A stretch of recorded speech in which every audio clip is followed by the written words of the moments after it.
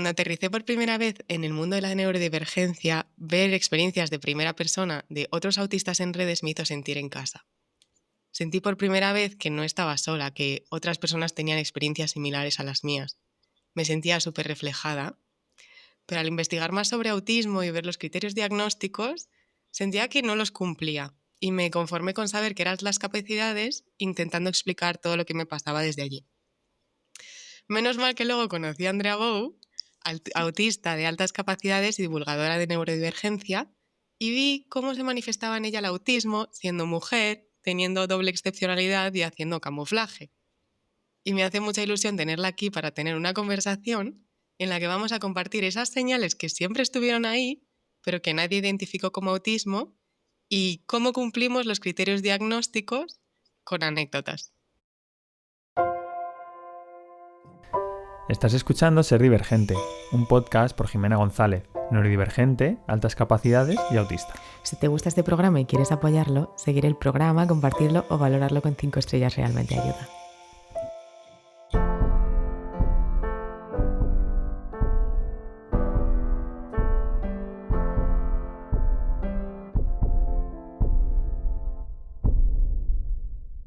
Bienvenida, Andrea.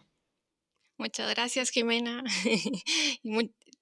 Ya sabes que a mí me encanta hacer contenido contigo y aparte el tema que elegimos para hoy creo que es súper importante para perfiles tan complejos como el nuestro, que es tan difícil de identificar, y creo que a la gente le puede servir mucho, más allá del tecnicismo, ver cómo se puede reflejar todo esto en el día a día de la vida.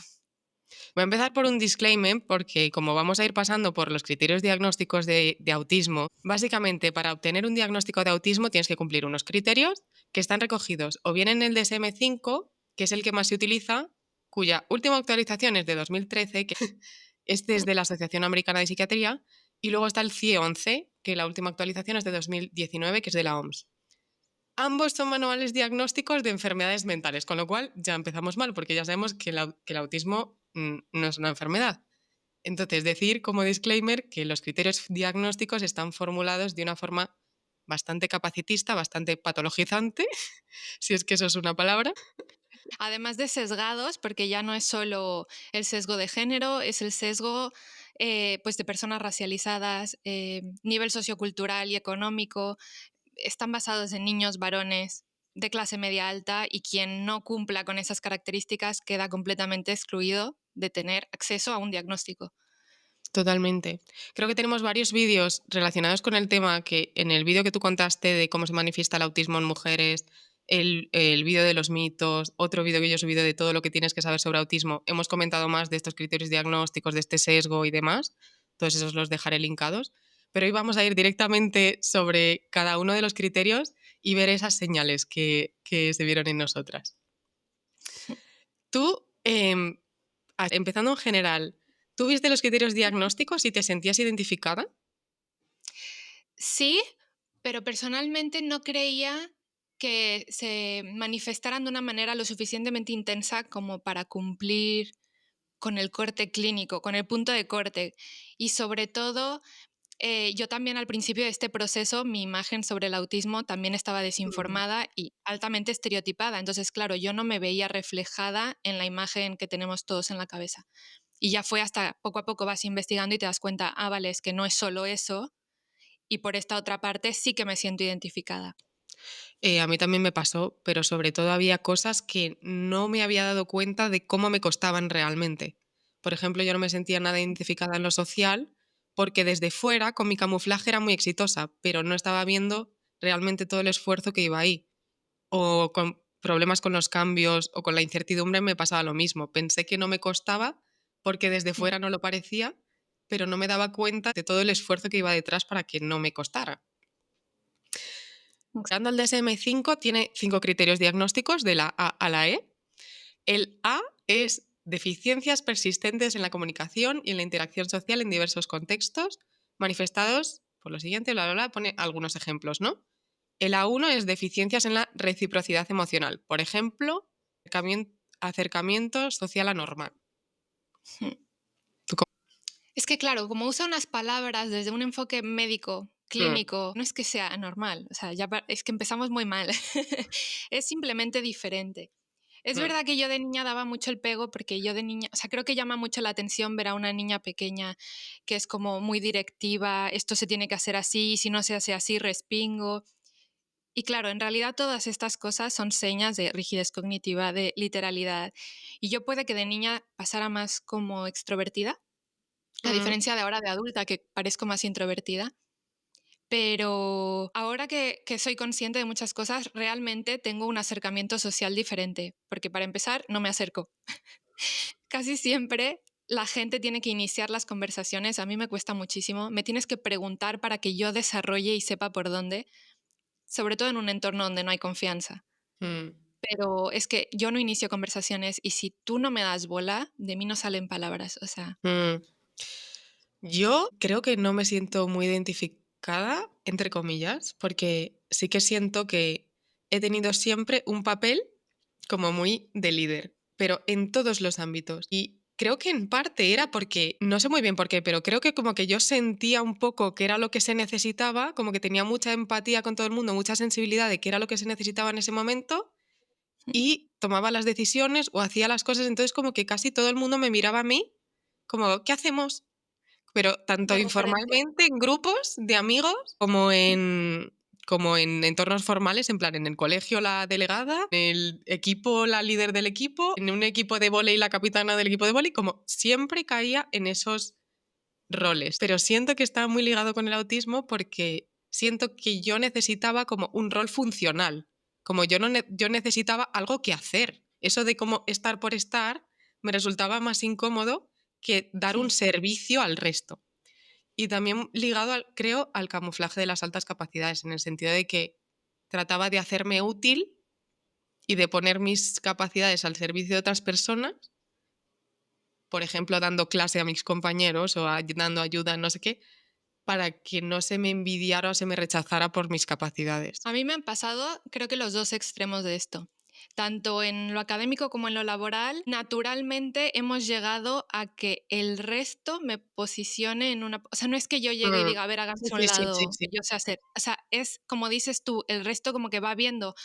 Yo creo que perciben, así como perciben las diferencias, también perciben las diferencias positivas, que es, vale, ella puede solucionar problemas muy rápidos, Mm, entiende el concepto bastante rápido y entonces en un momento así como de crisis es como, vale, ¿qué mm, hacemos? ¿Cómo lo solucionamos? En la mm. universidad, por ejemplo, recuerdo que hubo hasta profesores que me decían, pero tú esto lo has estudiado antes. Porque claro, en una clase ya está, o sea, ya está, no hacía falta repetir, tener 30 clases con el mismo tema. Y llegaba un punto en el que al final era el soporte de una de las profesoras para Claro. intentar en lo que ella explicaba por aquí, yo explicaba por acá y así íbamos avanzando. Pero Total. El siguiente ejemplo que pone es fracaso en la conversación normal en ambos sentidos. es que claro, es muy difícil definirlo cuando es solo autismo y cuando eres un perfil de doble excepcionalidad, Mm, porque quieras que no, las altas capacidades compensan muchas cosas que a lo mejor en un perfil de solo autismo no se dan. Entonces, hablando específicamente en nuestros perfiles, en mi caso creo que he sabido detectar muy bien cuando ya la otra persona perdió el interés o se está hastiando mm, de decir, ya está esta con el mismo tema otra vez, que es algo que me pasa con el autismo ahora. O sea, quiero que salga el tema de conversación en cada conversación y ya puedo notar en el ambiente cuando alguien está como, bueno, entonces sí mm, puedo regular una conversación en ese sentido porque soy capaz de detectar estos patrones. A lo mm. mejor en un perfil sin altas capacidades, a lo mejor esta parte de la percepción no la tienes y tú vas a lo tuyo y no te das cuenta que el entorno ya... En ese Exacto. sentido, yo sí que me siento un poco identificada con, es, tanto con lo que dices, de ir leyendo y entonces yo cortarme muchísimo de compartir intereses especiales o cortarme muchísimo de compartir en general cualquier cosa si no siento esa escucha y que no siento ese interés por la otra parte. Pero sí que me pasa con amigas con las que sí que siento interés, que yo me pongo a contarles algo que me ha pasado y yo me puedo pasar 10 minutos, 15 minutos hablando y yo no espero esa respuesta. O sea, es verdad que mis conversaciones no son ping-pong. Y luego, al contrario, cuando yo estoy escuchando a esa persona, yo me pongo a escuchar a esa persona y o estoy escuchando 100% o estoy hablando 100% y es verdad que no estoy con ese ping-pong, si es que eso es lo que se considera normal. Luego a mí también me pasa con conversaciones que pues son muy superficiales. o de un tema que no es de mi interés, aunque no sea una conversación larga que la otra persona esté mucho tiempo hablando. O sea, me cuesta mucho mantener la atención porque ya mi mente se fue a Narnia, o sea, estoy en otra cosa. Y si tengo que hacer un esfuerzo consciente por mantener la escucha activa, digamos, y también cuando la conversación está muy cargada de emociones, o sea, tengo que poner una especie de límite porque Mm, absorbo mucho las emociones de los demás, hago que me afecten personalmente como si lo estuviera cargando yo. Y también muchas veces no sé, es como si no supiera consolar, mm, que creo que esto es muy, muy del autismo a lo mejor, que no mm. sé muy bien como que qué guía emocional dar, ¿no? Porque Oye, en ese sentido creo que me he especializado en eso, como que siento que he pasado por muchas situaciones en las que tenía ese rol desde muy pequeña. Entonces, que eso no me cuesta porque se ha hecho como mi especialidad es estar en situaciones difíciles con otras personas. Entonces, sé muy bien leer y sé muy bien lo que hacer. Pero me pasa lo mismo, lo de contagiarme de las emociones ajenas y lo de que si es un grupo o incluso si es con una persona, mi cabeza se me va.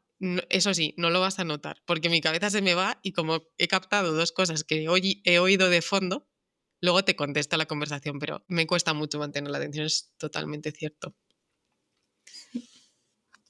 Pone también disminución en intereses, emociones o afectos compartidos.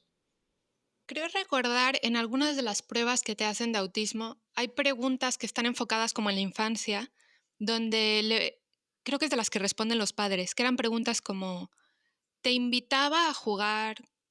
En plan, que participaras con tus juegos, te enseñaba, te decía en plan, mira, ven lo que hice, o sea, te hacía partícipe. Creo que lo que tratan de pintar es como ese aislamiento tan estereotipado que hay de las personas autistas de está en su mundo, Mm, no interactúa, no convive, no comparte.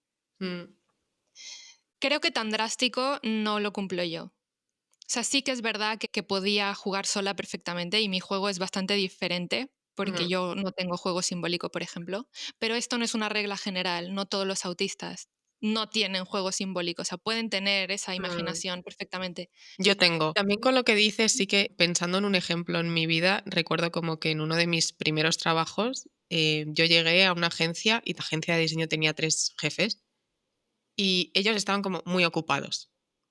Y yo como que acababa de llegar, no tenía proyecto y estaba muy perdida de con quién me pongo, mi perfil es bastante distinto al de otras personas. Y estaba ahí como, bueno, pasan los días, yo no tengo nada que hacer, al final como que voy pidiendo ayudar a mis compañeros y demás, pero obviamente yo lo que tenía que hacer era hablar a mis jefes y decirles, oye, aquí estoy, ¿qué hago? ¿Qué tal? Como darles la brasa y yo fui incapaz y eso, o sea, me fue fatal porque estuve un año con proyectos súper cutres ayudando a gente sin tener un proyecto propio porque no, o sea, no entraba dentro de mi manera de hacer las cosas, ir, insistir, pedir ayuda o decir, oye, que aquí estoy, tienes que mandarme algo, esta es tu responsabilidad. No, entonces directamente pues ellos pensaban que no era un problema o que, bueno, que tenían otros problemas más importantes y ahí me quedé. Entonces sí que siento que dentro de las cosas sociales, más que otras cosas o más que la reciprocidad, lo que más me ha costado es como abogar por cosas mías. Bueno, y me sigue costando. Esto también va muy ligado a la hiperempatía, ¿no? Que al final Mm. intentas que no haya fricción, que todo se Mm, mueva y que todos los demás estén bien y al final pues terminas escondiendo y no priorizando tu parte, ¿no? La que te corresponde a ti justo. personalmente. Mm. Hmm. La siguiente dice, fracaso en iniciar o responder a interacciones sociales. Esta me hace mucha gracia porque es que yo pensé que obviamente no, no, y de repente como después del diagnóstico de autismo me doy cuenta de muchas cosas más. Nosotros vivimos en un pueblo que es enano y que pues conocemos a los vecinos.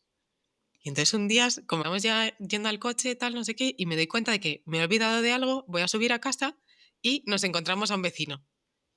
Yo no me esperaba ya encontrarme a un vecino y me quedé como en shock y como que fue como, hola, y me fui corriendo a casa a seguir y luego digo como, tiene que haberse quedado en plan, esta chica, en Pero plan, no sé, ¿qué le pasa? ¿Sabes? Como, supe reaccionar, cosa que no me suele pasar, pero porque cuando tengo interacción social preveo que voy a tener esa interacción social y como que me he preparado subconscientemente.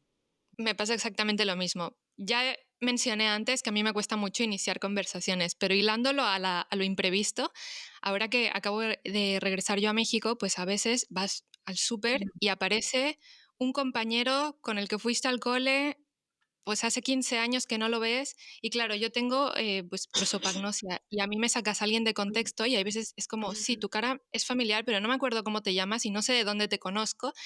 Y encima, una cosa que a mí me pone muy nerviosa de las interacciones, cuando no son cercanas sobre todo, es la parte mental de decir, vale, lo tengo que saludar, pues por educación, ya hicimos contacto visual, se va a acercar, le doy solo un beso, le doy un beso y un abrazo. eh, o sea, son cosas y pasos que tu mente tome en cuenta que una persona, ya no voy a decir neurotípica, pero alista, no creo que tenga ese proceso mental de ansiedad social incorporado con algo tan sencillo como un saludo random en el supermercado. Conectando con que dijiste antes de que no pedías ayuda, creo que esto es una cosa que no es una parte de nuestro proceso mental. O sea, yo voy a una tienda, la que sea, a buscar una blusa que vi en internet. No la encuentro, me voy. Y luego llego a casa y me dice Nico, pero ¿por qué no le pediste ayuda al dependiente? Y es como, es que no barajo la posibilidad de decir, voy a pedirle. ¿Me explico? O sea, El criterio A2 pone deficiencias en las conductas comunicativas no verbales utilizadas en la interacción social. Por ejemplo, comunicación verbal y no verbal poco integrada. Últimamente estaba reflexionando sobre el camuflaje y siento que para mí el propósito del camuflaje ha sido no ser malentendida. O sea, yo tenía una intención o era de una cierta manera y sentía que la gente me interpretaba de una manera completamente diferente. O sea, yo, por ejemplo, soy una persona extremadamente sensible y empática y todas las personas que me conocen sienten eso de mí. Y todas las que han sido amigas muy cercanas me han dicho, al principio me caías mal porque me parecías una borde. Y siento que eso debe ser relacionado como con la cara, con la falta de gestos o con ser directa, no sé, pero desde luego con una diferencia en esa comunicación verbal y no verbal. completamente. A mí me pasa exactamente lo mismo. Siempre me dicen, tienes cara de mamona, de inaccesible, de que muerdes y luego Mm, te acercas y es como, ay, no, pues es mm. una ovejita. Sí muerdo, ¿eh? A veces que me saca. Esto es uno de los criterios que yo decía, no, yo no tengo problemas con esto porque siempre he hecho la broma de noto cualquier cambio en la fuerza. O sea, es que como muevas la arruga del ojo de manera distinta, es que ya lo percibo. Mm, A lo mejor sí es un esfuerzo extra, pero es que ya lo tengo tan integrado que es ujú, automático para mí. Me doy cuenta enseguida cuando alguien no está de buenas, cuando alguien tiene algo, aunque no sea capaz de identificar exactamente qué le pasa, si está enfadado, si está triste, si está lo que sea, si fui mm, yo la causa o no. O sea, aunque no sea capaz de ponerle nombre, mm. detecto el cambio.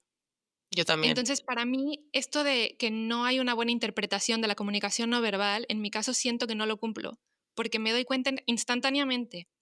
Creo que es justamente la atención al detalle. O sea, yo también siento que lo tengo muchísimo, como que estoy Mm, súper sintonizada con las señales de absolutamente todo, pero puede ser un cambio en la voz, o sea, lo noto por teléfono, sin ver a la persona, y lo noto viendo a mm, la persona, pero siento que es porque cambia una mínima pequeña cosa y por ser autista te das cuenta. claro. Totalmente. Por aclarar y desarrollar esta parte, las personas autistas siempre decimos, es que tenemos una detección de patrones. Esto viene por la atención al detalle y porque tenemos el procesamiento bottom-up, que se dice en inglés. No sé cómo se dice en español a esta parte. Procesamiento. Sí, que vamos del detalle y poco a poco vamos integrando los detalles hasta dibujar la imagen completa. Entonces, Mm. como nuestro sentido percibe primero el microdetalle, pues el mínimo cambio ya se detectó. Tengo una anécdota buenísima. Bueno, tengo muchas anécdotas de este palo, voy a contar una porque hay varias. Que son con chicos, en tema Sí, amoroso, relacioncita, sí. tal. Yo tenía un amigo en la universidad que era un amigo. Yo le contaba como mi vida sentimental y demás. Con lo cual yo entendía que en código neurotípico tú, si cuentas tu vida amorosa a un amigo, es que claramente es un amigo, ¿no? Que está frenzoneado. Después hablamos y él una vez me dijo que le gustaba y yo le dije, bueno, pues no. Como que aquí por mi parte no hay eso. O sea, yo fui súper clara. Intenté ser considerada con sus sentimientos, pero súper clara. Pero siento que, como los neurotípicos muchas veces dicen que no y no quieren decir que no, sino como quizá hacerse los interesantes. Pues no entendió que no, pero esto no me ha pasado una vez, me ha pasado varias veces, pero varias. Y estuvo un montón de tiempo que yo pensé que seguíamos siendo amigos hasta que igual un año después se enfadó conmigo y me dejó de hablar. Claro, ya un año después ya se dio cuenta de que íbamos a ser amigos, efectivamente. Y yo, pero claro, yo no entendí nada, como, ¿por qué te enfadas ahora si yo ya te dije de siempre? En plan, de siempre ya te había dicho esto. Entonces, como que sí que puedo encontrar muchos ejemplos en mi vida, no solo amorosa, de esas malinterpretaciones o de ese no entendernos en los códigos. No estás hablando en subniveles. Las personas neurotípicas tienen otros niveles y otras capas en la comunicación. Y como Totalmente. decías tú, dicen que no, pero es un no escondido, en sí puede ser a lo mejor. Y nosotros no. Si es no, es no. Mm, Total. Luego pone otro ejemplo, normalidad en el contacto visual y del lenguaje corporal. Pues aquí al principio también era otra de las que yo decía, yo sí hago contacto visual. Pero me doy cuenta ahora analizándolo, cada vez me cuesta más porque soy más consciente. Y me Mm, doy cuenta que yo triangulo mucho, que justo hoy subí un video de eso. sí. Te mantengo un poco el contacto visual y luego tengo que escapar un segundo, triangulo y vuelvo. Mm. Pero también muchas veces me han dicho que tengo ojos como de venado lampareado en la carretera, porque tenía un contacto visual muy intenso que hasta se me abrían los ojos de que no parpadeaba por mantener el contacto. Y no es natural, no es que fluya, es o forzado o te triangulo y huyo. A mí también me pasa. Y también me pasa que como se exige que hagas contacto visual, yo hacía contacto visual y entonces mi mente se me iba. O sea, como alguien Mm, me está hablando, yo le hago contacto visual para que piense que escucho. Yo así no escucho. Yo me quedo como... Me pasaba muchísimo con los profesores. Entonces les miraba y entonces mi mente se iba por ahí, por los cerros de Úbeda, y luego ya volvía. Y otra cosa que también notaba muchísimo en conversaciones difíciles. O sea, en conversaciones que son emocionalmente difíciles, ahí sí que no hago contacto visual para nada. O sea, en conversaciones que son chill, tal, no sé qué. Sí, sí, sí, te miro a los ojos, me voy, te vuelvo, como cuando es algo mucho más relajado. Pero una conversación que es importante para mí o en algo que me toca emocionalmente, yo voy a estar mirando al suelo. Y algunas sí. veces en mi familia me decían, pero mírame, mira, mira, mira. O alguna expareja también en plan, pero mírame. Y yo, ahora yo digo, no, no, esta es una conversación para no mirar porque es demasiado vulnerable. Bastante que estoy hablando de esto, no puedo Sí, mirar. totalmente identificada con eso. También me pasa. Y de hecho, mis relaciones como más cercanas, todas las quedadas en las que más me he abierto, en las que mejor hemos conversado, ha sido dando un paseo. No hay contacto visual y estás en movimiento. Sí. Y sí. La siguiente pone deficiencias en la comprensión y el uso de gestos.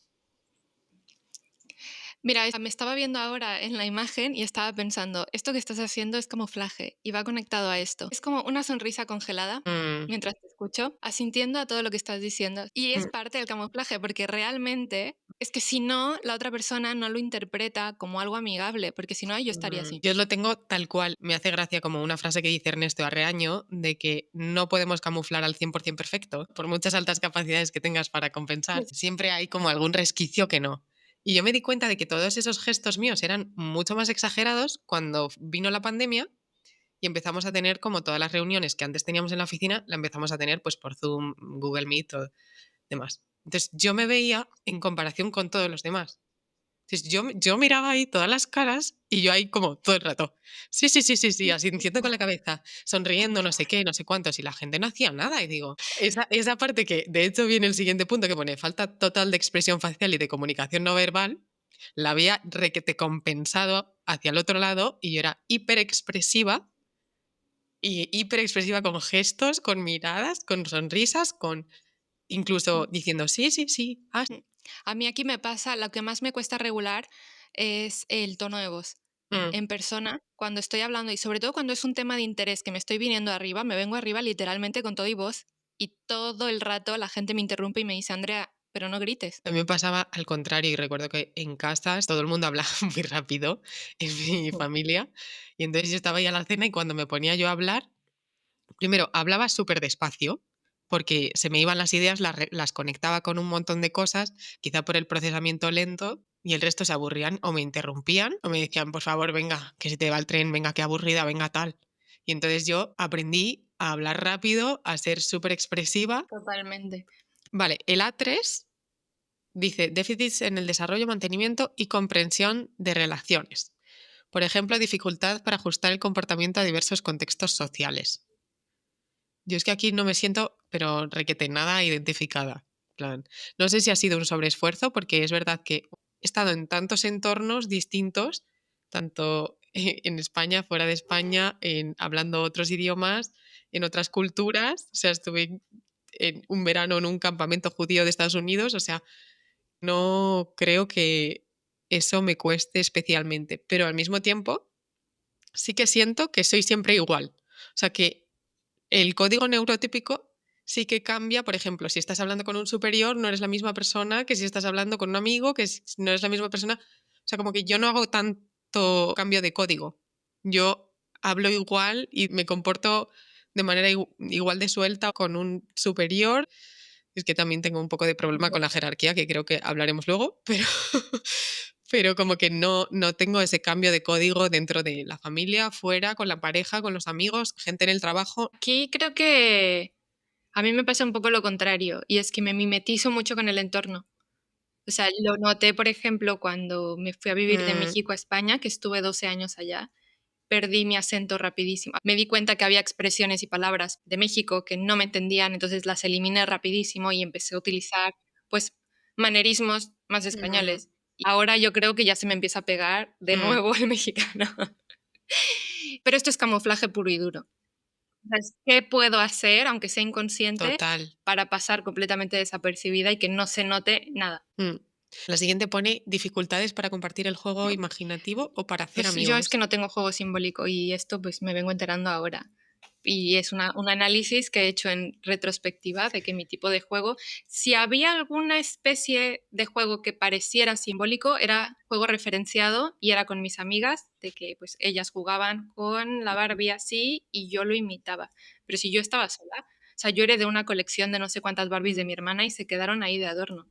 O Mm, sea, yo jugaba con cosas más tangibles y al final mi juego era montar el escenario. En plan, ¿vamos a jugar al restaurante? Pues vamos a sí. montar el restaurante. Y cuando ya llegaba el momento de jugar a que te tomo la orden, pues ya ahí empezaban los problemas. Porque ya no me daba el imaginario. Mm. Yo creo que sí que tenía juego simbólico, pero la verdad es que tendría que hacer memoria y analizarlo un poco más. Y luego con la parte de hacer amigos, yo creo que no he tenido nunca problema para hacer amigos. Creo que casi que el problema ha sido más profundizar y ser vulnerable y mostrar Mm. problemas, compartir dificultades con los amigos. Y eso lo vivo a día A de mí hoy creo que me todavía. cuesta más ahora en la adultez que en la infancia, pero también como que el problema creo que más que hacerlos es mantenerlos, porque pues Mm, yo no procuro quedar, por ejemplo. O sea, si a mí no me dices: "Andrea, vamos a tomar un café", mm, probablemente yo nunca te escriba para tomar un café. Entonces, se puede mm, percibir como falta de interés. Y no es que tenga falta de interés, simplemente que pues yo tengo ya mis rutinas, tengo ahora con la niña, pues tampoco tengo tanta flexibilidad como para improvisar en horarios. O sea, hay horarios que pues yo me rijo por estas rutinas, mi hija ya también está muy acostumbrada a sus rutinas y claro que de repente me escribe una amiga y dice, vamos a tomar unas cervezas, pues no, no puedo. ¿Por qué? Porque tengo que gestionar un montón de cosas. ¿Quién se queda con la niña? ¿Quién no sé qué? Y estos imprevistos, pues cortocircuito. mm. A mí con lo que dices de lo de quedar, yo lo hago y lo hago porque sé que tengo una gran necesidad de conexión y como tengo esa gran necesidad de conexión, tengo una lista en el móvil de las personas con las que conecto para que no se me olviden. Y de esa lista digo, ay, recuérdate de vez en cuando la miro y digo, ay, hace mucho que no hablo con esta persona o hace mucho que no quedo con esta otra persona, pero Es que es tengo que un tener ese sistema tipo de ya, la estrategias. sistematización para mantener amigos. Exacto, que liga con la parte de ausencia de interés por otras personas, que es el siguiente ejemplo, que creo que lo mismo, ¿no? Como todos estos están súper estereotipados, obviamente no hay ausencia de interés. Y en mi caso sí que siento que hay una diferencia en qué necesito yo de la vida social y siento que yo necesito como profundidad, como sentir que hay algo compartido, sentir que hay una conexión. Siento que los neurotípicos tienen esta necesidad de compañía, ¿no? O tienen las necesidades de salir. Ah, vamos a salir. Bueno, pues tengo un grupo con los que salir. Y les da un poco más igual como si conectan mucho o cómo se sienten de seguros con esa persona. Yo no, yo como es totalmente al contrario. Yo no tengo la necesidad de salir ni la necesidad de compañía. Tengo la necesidad de como tener personas con las que conecto mucho y en las que me puedo como explorar, compartir de verdad o compartir pasiones. Mm. Esa es como Sí, eso mi también es uno de los problemas diferencia. que yo encontrar personas que tengan el mismo, ya no solo los mismos intereses, pero a lo mejor sí la misma capacidad de profundizar y de tener conversaciones que no se queden solo en la superficie. Y también creo que tengo una visión muy Mm, pragmática de las relaciones humanas. O sea, yo personalmente no necesito que la gente me esté preguntando qué tal estoy constantemente. De hecho, hay una analogía que se usa de los amigos que son como un cactus y los que son como un bonsai. Pues yo soy un cactus y sí, como que espero sí, automáticamente, o sea, mi interacción con los demás sí. los trato como si todos fueran cactus también. Pero pues es verdad que hay gente que necesita que estés constantemente detrás cuidándoles y a mí eso no me sale natural. Yo soy igual. El siguiente, que es la parte B, que son como los dos criterios fundamentales, la A y la B, luego hay otros tres que comentaremos, pero el B es patrones restrictivos y repetitivos de comportamiento, intereses o actividades, tal, tal, tal, tal, tal, tal, y tienes que cumplir 2 de las 4 que vamos a contar. La 1 es movimientos, uso de objetos o habla estereotipada o repetitiva. Por ejemplo, estereotipias es el steaming, alineación de juguetes, cambio de lugar de los objetos, ecolalias, clases idiosincráticas. Estereotipas, es verdad que son muy sutiles y no sé si son naturalmente sutiles o si aprendí a camuflarlas y por eso son sutiles. No lo sé, no tengo el Mm, recuerdo. mm, Alineación de juguetes, tengo recuerdos de hace muchos años, ¿sabes los Skittles, los de estos de colores? Los agrupaba por colores y me los iba comiendo sí, en orden. En sí, plan, primero los amarillos. Pues esto va por yo ahí. también. Ecolalias yo pensaba que Lo no mismo. tenía ni tuve y sí. Tuve porque mis padres me ponen ejemplos en la infancia. Mm, a mí me pasa muchísimo. Tengo un montón, lo que pasa es que creo que no se notan porque las hago, no sé si sutiles o graciosas, no sé, pero con Vicente, o sea, literalmente tenemos charlas de colalias, de cosas de anuncios de hace 300.000 años, de cosas de canciones. Esto siempre me ha pasado, que es alguien dice una frase y se me viene a la cabeza una canción con esa frase. Y yo, por ejemplo, recuerdo, bueno, de pequeña, de steamings, me mordía las uñas. O sea, no me las mordía, me las rompía con los otros dedos, o sea, manerismo total. Me chupaba el pelo. En cuanto me pusieron gafas, me pasaba el día como cogiendo las gafas, limpiando las gafas. Leía todo el rato, esto por la hiperlexia. Escribir, o sea, escribir me relajaba muchísimo. Masticar chicle. Bailar, en épocas que tenía mucha tensión, bailaba mucho y esto también es un steaming, me he dado cuenta, el cambiar de postura continuamente, que de hecho ahora mismo lo estoy haciendo todo el rato, pero es que lo necesito. Cruzar las piernas como una sobre otra y luego Es volver como a que pasar el pie por debajo, como poner las manos debajo de las piernas, acariciarme así como rascarme un poquito el brazo, jugar con la goma de pelo, con anillos o colgantes, eso lo sigo haciendo ahora. Comer, de hecho, una señal bastante fuerte es que comía tierra de pequeña, esto se llama pica y es una señal de autismo.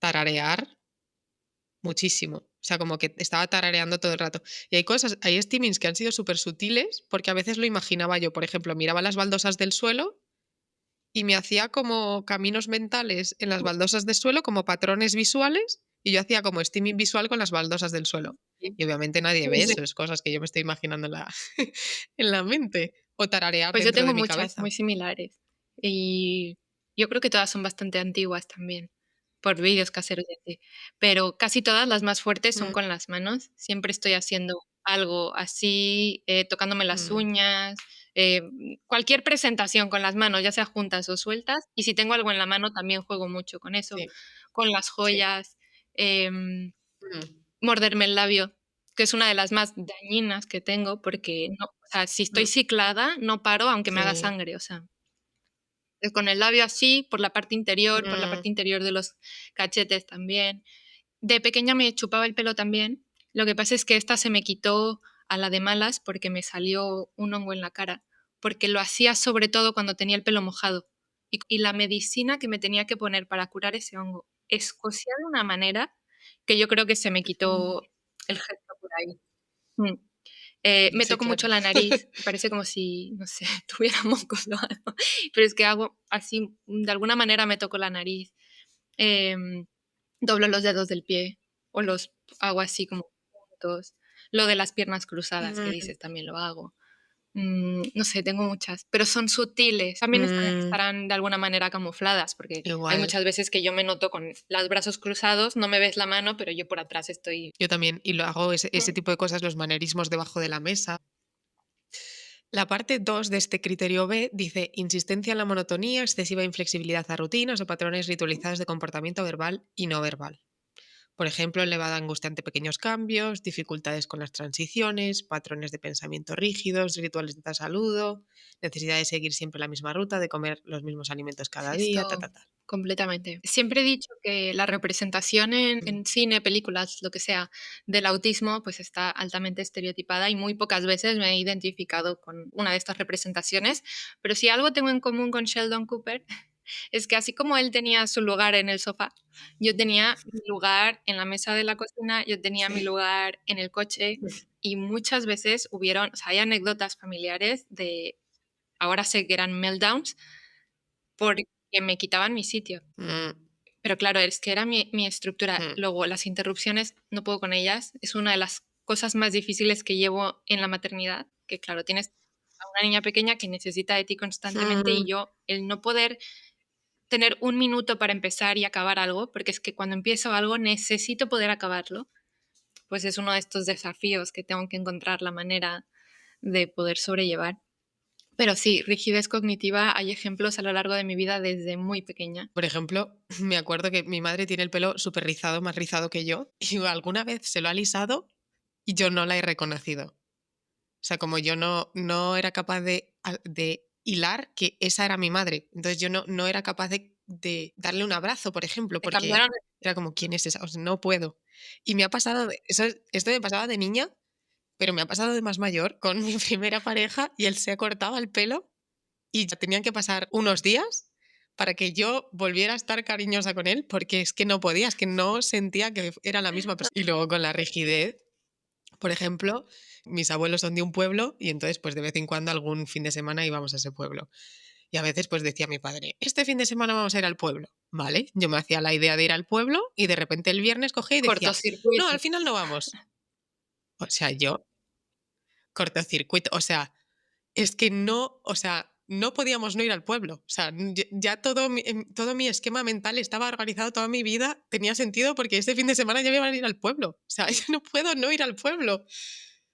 Eso me ha pasado mucho. Y también me ha pasado muchísimo en mi casa con las horas. En plan, vamos a comer a las 2. Quedamos a las 2 a comer. Y yo, vale. A Pero mí me da igual la hora que comer.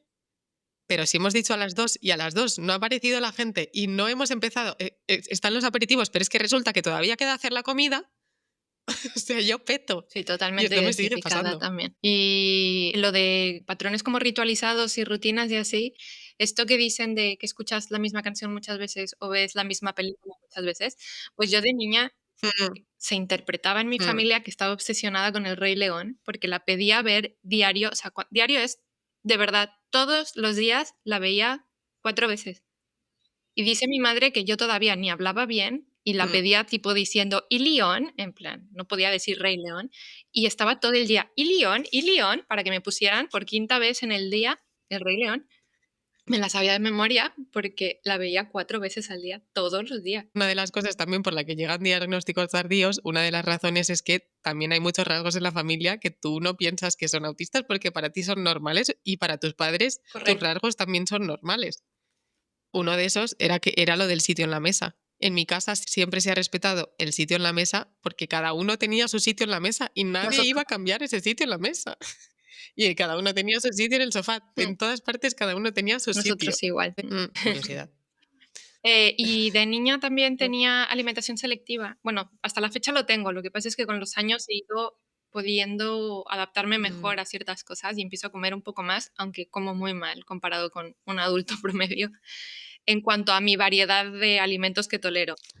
Em, Comía muy Mm, pocas cosas mm, y los alimentos que consideraba seguros los comía de manera repetitiva. Siempre desayunaba lo mismo, siempre cenaba lo mismo, siempre comía lo mismo, siempre pedía lo mismo. Esto me pasa hasta la fecha. En un restaurante tengo mi plato favorito, no innovo de decir, ay, hoy voy mm, a probar esta otra cosa. No, siempre me pido lo mismo. mm, Y aquí también está aislada pues la hipersensibilidad sensorial de que pues hay texturas, sobre todo discrimino por texturas la comida, mm, por temperatura. Hay cosas que puedo comer si están frías, pero si están calientes no, o viceversa.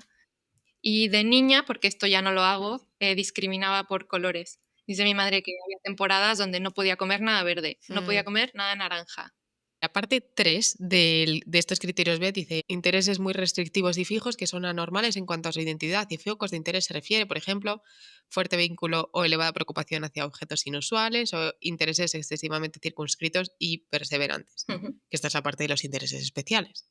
Pues el O sea, primero ¿cuáles que yo eran tus recuerdo, intereses aparte del especiales? Rey León, son los dinosaurios, pero nivel todos los cuentos, todos los libros, enciclopedias, cosas que aparte no eran compatibles con la edad, porque veía cosas, pues a lo mejor no tendría por qué comprenderlas Mm, desde tan pequeña.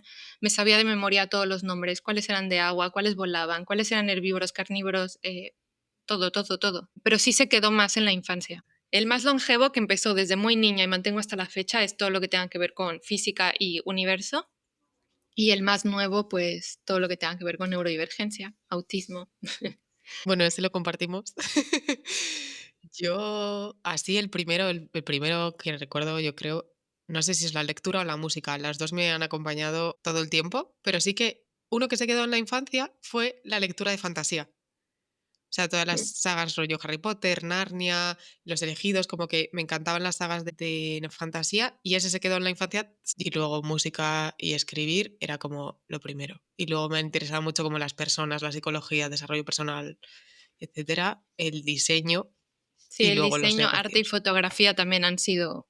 Y luego también siempre encuentro la manera como de Mm, unificarlos. Lo de fantasía, me acabo de recordar que yo en la infancia también veía mucho y leía mucho de fantasía y recuerdo la sensación, que esto es un poco así como agridulce lo que voy a decir, pero la sensación de sentir que posiblemente la diferencia que yo notaba de sentirme yo diferente podía venir por ahí, de que a lo mejor pues yo pues era un extraterrestre o yo tenía poderes y los demás no. Por suerte creo que el enfoque era positivo, como de decir, bueno, a lo mejor es que soy una maga, soy bruja mm, y los demás no. la mía también. Yo A pensaba que ver, a los 11 años me iba a llegar una carta de Hogwarts y que me iba a decir que, claro, el resto claro, eran muggles tiene y todo eso el iba a dar sentido del mundo. explicación a toda mi existencia. Otra anécdota graciosa que es totalmente autista de mi infancia es que, uno, me costaba muchísimo ducharme, o sea, sensorialmente. Me ha pasado en épocas en las que he estado en burnout que me era muy difícil porque era como que sensorialmente era demasiado y yo ya estaba fatal. Pero de pequeña, la única manera que tenían de meterme en la ducha era si yo iba agarrada a un cubo y a una pala, que eran mis objetos de referencia. Ni siquiera un peluche, un cubo y una pala. Y yo viviendo en Madrid, o sea, es que ni siquiera vivía en la playa. Y yo, Bueno, y la parte de que en mi casa todos los coches que hemos tenido han tenido nombre. me hiciste recordar que yo vengo de un lugar de playa, yo soy de Cancún. Y no hay sensación más incómoda en esta vida que tener que vestirte con el bañador mojado o con arena en el cuerpo. ¡Oh, Mm, qué mm. rechazo! ¡Qué incómodo! Y esto es uno de estos rasgos donde la gente te ve con cara de, pero sacúdete, o sea, no pasa nada, pero no, no, es más fuerte que yo, esa sensación. Me encanta porque hilas con el siguiente punto, que es el B4, ya el último de estos criterios, que es hiper o hiporreactividad a los estímulos sensoriales, como por ejemplo indiferencia aparente al dolor o a la temperatura, respuesta adversa a sonidos o texturas específicos, olfateo y palpación, fascinación visual por luces o por movimiento. Y aquí anécdotas tengo muchas, pero o sea, yo no puedo comer nada que esté a una temperatura normal, o sea, necesito que hierva, la ducha también, necesito que hierva, o sea, tengo la piel sequísima porque salgo roja de la ducha. Tengo hiposensibilidad al dolor. Tengo el umbral del dolor muy alto a nivel fracturas y no enterarme. Mm.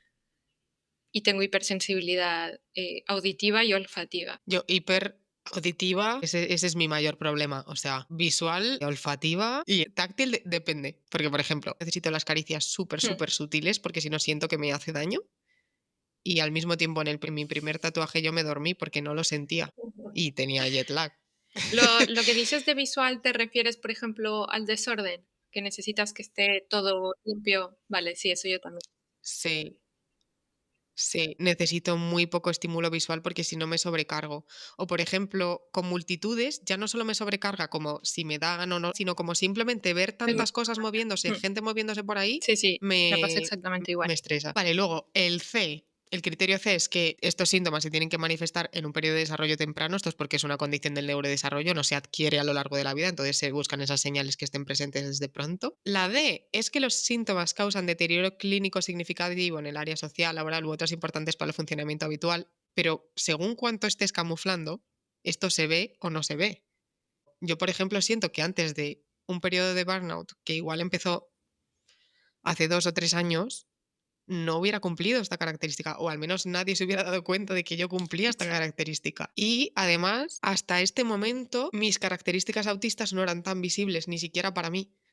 O sea, por ejemplo, a partir de estar en burnout, mi rigidez se hizo mucho más fuerte porque era como que ya no tenía capacidad para flexibilizarme más, me desregulaba mucho más ante un cambio, lo social era como que ya no tengo batería social, ya tengo que seleccionar muchísimo más. Lo sensorial me hacía entrar en meltdown muchísimo más fácil, que yo antes no había tenido meltdowns por lo sensorial. Es como que si a partir de este punto fuera o pareciera más Claro. autista, cuando siempre lo había sido, pero con este burnout fue Mira, yo mucho más aquí quiero hacer visible. varios puntos. Primero, con el punto C, al Mm, final de esto de que los síntomas se tienen que haber visto en el desarrollo temprano, al final se pone, estos síntomas pueden encontrarse enmascarados por estrategias aprendidas en fases posteriores de la vida. El enmascaramiento, el camuflaje en sí, general, está ujú, puesto en este punto del DSM. Y lo digo para hacer hincapié porque he leído hasta profesionales que me dejan comentarios diciendo que el enmascaramiento es un invento social. Está incluso en el DSM, que pone que puedes detectar ciertos rasgos más tarde en la vida, no porque no estuvieran, sino porque estaban enmascarados.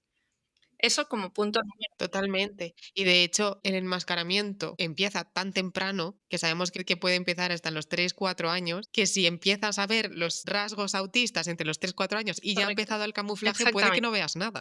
Y luego, ya conectando con el punto D del deterioro clínico, creo que aquí entra en juego también no solamente tu capacidad de camuflaje, sino todas las concurrencias que hacen la complejidad de tu perfil. Y no solo eso, Mm, sino también si estás racializado, tu nivel socioeconómico, que tú me dirás, esto que voy a decir, sí, son factores sociales, que no tienen nada que ver con tu neurobiología. Vale, hasta ahí estamos de acuerdo, pero sí influyen mm. en cómo se manifiesta, qué tanto lo escondes, qué tanto acceso a ayuda terapéutica tienes en caso de necesitarla. Y el perfil se puede desmadrar solo por factores sociales. Porque sí, una persona no tiene nada que ver que seas negro con que seas más o menos autista, pero quizá al ser una persona racializada no vas a tener el mismo acceso al diagnóstico porque no está basado en personas negras, está basado en personas blancas. Y van a haber una serie de barreras que son sociales que van a hacer que no solo se manifieste diferente, sino que se identifique diferente. Incluso que ese deterioro clínico significativo en tu vida sea mayor o menor, porque yo, por ejemplo, pienso, una persona autista que tiene un nivel socioeconómico muy alto, que vive en una casa hiper aislada, que tiene su propia habitación, que tiene los mejores cascos de cancelación, pero que ni siquiera sabe que es autista, pero tiene todo el entorno adaptado. Su entorno de trabajo que ha conseguido tiene su despacho propio. Como ciertas condiciones sociales que hacen que tú no tengas un deterioro clínico por tu autismo, porque en realidad el autismo no es el problema es la falta de encaje con el entorno. Si tú tienes un entorno perfecto para ti, porque tienes un nivel socioeconómico alto y un entorno perfectamente adaptado a tus necesidades, Correcto. no hay un deterioro clínico. Y ¿O conectando a sí? lo último que dijiste de ahora pareces más autista que antes, pues al Mm. final hay que entender que cuando uno es consciente de ciertas cosas, el esfuerzo por mantener esa fachada es mayor, por ende va a ir bajando la fachada, que es lo que hay que hacer, hay que desenmascarar, pero por salud, Mm. y van a haber rasgos que se van a ver, que van a ser más evidentes. Y luego en nuestro caso de diagnóstico tardío ya no es solamente esa parte, sino que seguramente hubo un Ay, o perdón. sea, hubo un antes y un después que te llevó al diagnóstico. en la adultez. Claro, sí, me refería a eso, de hecho. O sea, me refería al periodo de burnout previo al diagnóstico. O sea, no que parezca más autista después del diagnóstico, sino que parecí más autista Exacto. antes del diagnóstico y por eso llegué al diagnóstico. Porque todas esas características que mi camuflaje había ocultado se dejaron de poder ocultar porque Exacto. yo no tenía ya capacidad para Exacto. Que en camuflar. mi caso fue la maternidad. O sea, Mm, ya era estirarme en tantas direcciones que dejé de, bueno, mutismo situacional, shutdowns, burnout, de todo.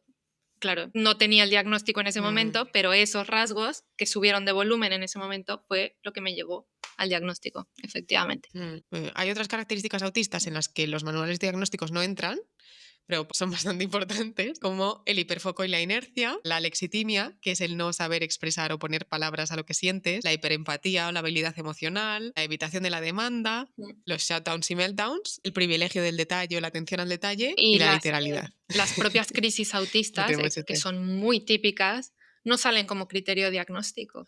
Y puede ser una de estas crisis la que te lleve al Ya. diagnóstico precisamente. Yo recuerdo una vez, y que es que yo no había identificado todas las crisis autistas que yo había Mm. tenido, porque la mayoría habían sido shutdowns.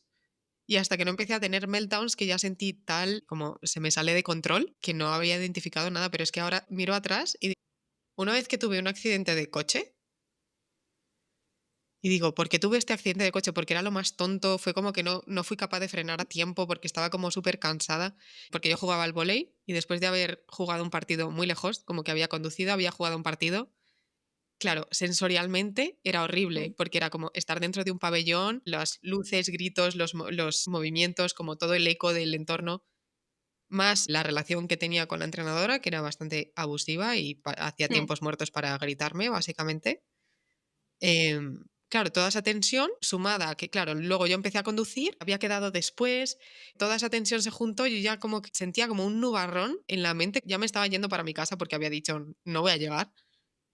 Y ahí como que frenó el coche y frené yo, le di un beso. Y veo que era un shutdown. Y así tengo millones de ejemplos de un montón de crisis que he tenido y que no he sabido que las he Totalmente. tenido. Yo, por ejemplo, que también soy mucho de más de shutdowns que de meltdowns, he llegado a la conclusión de que todas esos eventos a lo largo de mi vida que se podrían haber interpretado como un ataque de ansiedad o como un arrebato emocional de pues, Mm. llantos incontrolables o así, eso es exactamente un meltdown. O sea, ahora que sé que soy autista, los puedo nombrar. Yo era una niña como súper buena, ¿no? Creo que esto también suele suceder bastante en niñas autistas, de cumplir las Mm. normas, de no generar ningún problema. Y de repente pasan cosas, ¿no?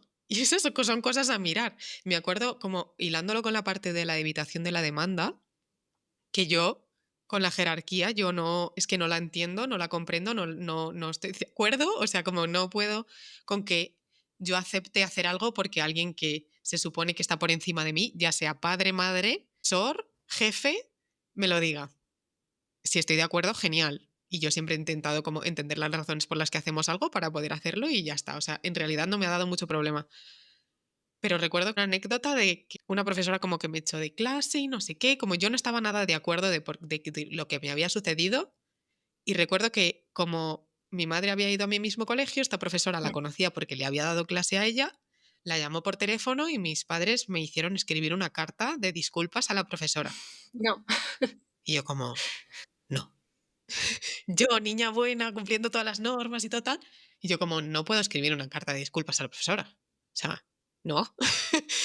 Me hicieron repetirla tantas veces porque yo no era capaz de poner en esa carta que estaba arrepentida y que lo sentía.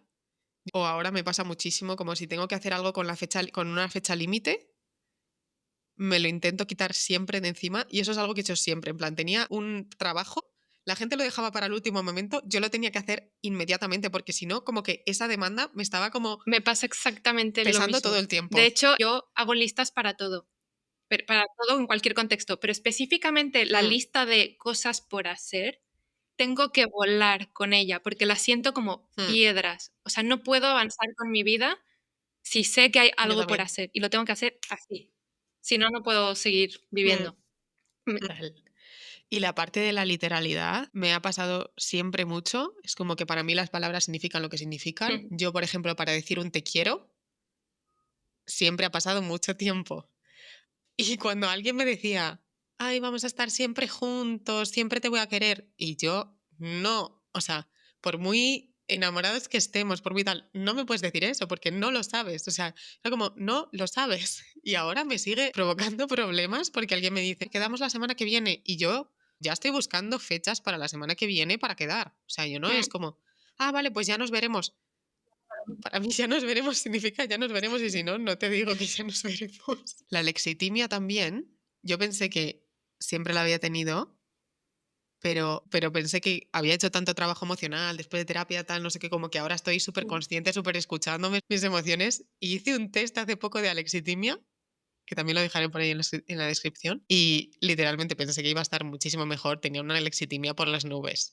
Sí. O sea, no me lo han diagnosticado como tal, pero soy plenamente consciente que lo tengo porque muchas veces noto malestar en mí y soy incapaz de saber si estoy nerviosa, si estoy enfadada, si tengo hambre. O sea, soy incapaz de detectar de dónde viene, que también viene muy asociada a la lexitimia con los problemas de interocepción, que son estas señales que te manda el propio cuerpo, como ir al baño, hambre y así. Sí. Como tengo problemas de Mm, interocepción y luego mm. tengo alexitimia, cuando las dos convergen, pues pasa que pues siento algo en el estómago y pues no sé si estoy enfadadísima o si tengo que comer. Y a mí me pasa muchísimo que cuando hay algo relativamente intenso, una emoción relativamente intensa, que esto ligado a la labilidad emocional es casi siempre, porque yo siento las cosas intensísimamente, hasta que no pasa un tiempo después de que esa emoción se haya ido, yo no la entiendo. Y dije, ah, sí, Mm, sentí esto porque tal, pero en el momento, sí, eso también me pasa. muy Que es como difícil. un letargo en el procesamiento emocional. Sí, total. Y hilando con la parte de la labilidad emocional y la hiperempatía, también Mm, para mí ha sido de lo más difícil, porque es como parecer que estoy bien en una reunión o parecer que he quedado con alguien y estoy bien. De hecho, la otra persona me está contando algún problema suyo y yo como que parece que estoy como súper en paz y súper dándole eso. consejos y tal. Llego a mi casa, o sea, puedo llorar Mm, 1 hora seguida después de ver a esa persona.